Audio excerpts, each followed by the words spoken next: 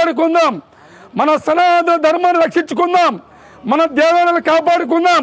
ఇప్పటికే కుల వర్గాలు విడిపోయి ఉన్నాం. ఈరోజు మన దేశాన్ని కుల వర్గాలుగా విడదీసి ఈ దేశాన్ని, ఈ ధర్మాన్ని, సనాతన హిందూ ధర్మాన్ని భ్రష్టు పట్టించారు. కావున హిందూ బంధువులారా, ఇప్పటికైనా మేల్కొండి. మన సనాతన ధర్మానికి అన్యాయం జరిగితే చూస్తూ ఊరుకోవద్దండి. ఇప్పటికే మనము చాలా నష్టపోయి ఉన్నాం.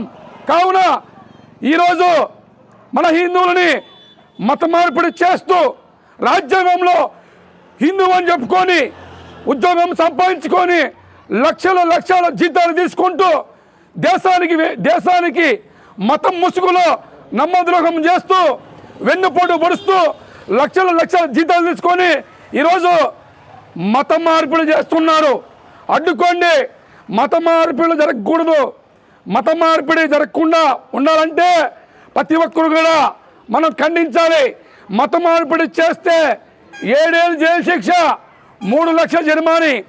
ఎవరైనా అక్రమంగా చర్చి నిర్మించాలన్నా పోలీసు వారి పర్మిషన్ ఉండాలి, గ్రామస్తులు హిందువుల పర్మిషన్ ఉండాలి, ఎంఆర్ఓ పర్మిషన్ ఉండాలి.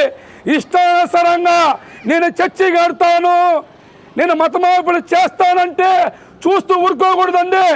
ఇప్పటికే మనం చాలా నష్టపోయి ఉన్నాం.